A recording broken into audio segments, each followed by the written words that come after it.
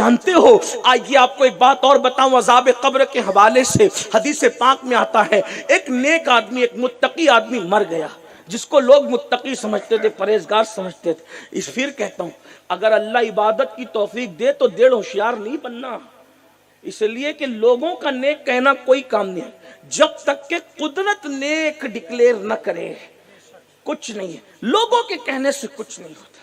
لوگ جس کو نیک اور متقی سمجھتے تھے وہ مر گیا، جب مر گیا تو عذاب قبر کے فرشتے قبر میں آئے، کہا ہم تجھے 100 کوڑے ماریں گے۔ اس نے کہا کیوں مارو گے مجھے؟ میں تو نیک تھا نا، میں متقی پرہیزگار تھا، تم مجھے 100 کوڑے کیوں مارو گے؟ تو کہا اچھا ٹھیک ہے 100 نہیں تو 50 ماریں گے تمہیں۔ توجہ کیجئے، عذاب قبر 50 ماریں گے تمہیں۔ اس نے کہا 50 بھی کیوں مارو گے؟ میں تو نمازی بھی ہوں، حاجی بھی ہوں، عمرہ بھی کرتا تھا، قرآن بھی پڑھتا تھا، سب کچھ کرتا تھا، پھر تم مجھے کیوں مارو گے؟ کہا اچھا ٹھیک ہے 10 مارتے ہیں۔ پھر 10 بھی کیوں مارو گے تم مجھے؟ میں نے کیا غلطی کی؟ میں نیک تھا، پرہیزگار تھا۔ کہا اچھا ٹھیک ہے متقی جی، پرہیزگار جی، ایک ہی ماریں گے تمہیں۔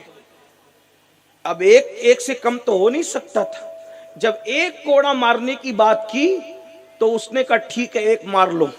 حدیث پاک میں آتا ہے کہ جب ایک کوڑا فرشتے اس کو ماریں گے تو اس کی پوری قبر میں جہنم کی آگ بھڑک اٹھے گی، ایک کوڑے سے، ایک کوڑے سے، اور اس کا پورا جسم ذرے ذرے میں تبدیل ہو جائے، ایک کوڑے سے۔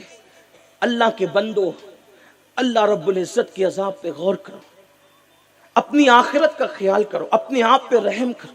ہم میں کوئی نہیں ہے میرے بھائی جو اللہ کے عذاب کو برداشت کر سکے، ہم میں کوئی نہیں ہے جو اللہ کے عذاب کو اٹھانے کی طاقت رکھے، کوئی نہیں ہے۔ ایک کوڑا اس کو مارا گیا، اس کی قبر میں آگ بھڑک اٹھے گی اور اس کا جسم ذرے ذرے میں تبدیل ہو جائے گا۔ پھر میرے آقا علیہ السلام فرماتے ہیں پھر اللہ جب تک چاہے گا آگ بھڑکتی رہے گی، اس کا جسم اس حالت میں رہے گا، پھر اللہ تعالیٰ اس کو دوبارہ زندگی دے گا اور اس کا جسم جمع کرے گا۔ تو فرشتے اس سے پوچھیں گے بتائے ہم نے تجھے یہ عذاب کیوں دیا؟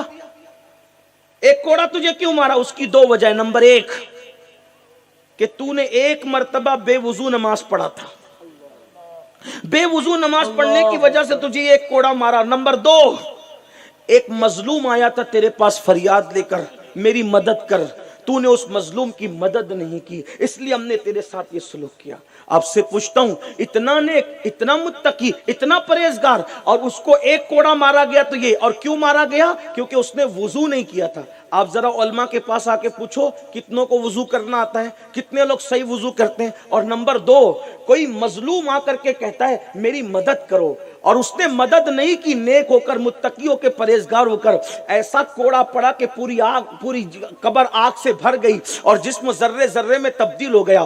اگر کوئی مظلوم کی مدد نہ کرے تو نیک ہو کر اس کی قبر میں یہ اس پر عذاب آئے تو جو لوگوں پہ ظلم کرے گا اس کا کیا حال ہوگا؟ عذاب قبر اس پر کیسے مسلط کیا جائے گا؟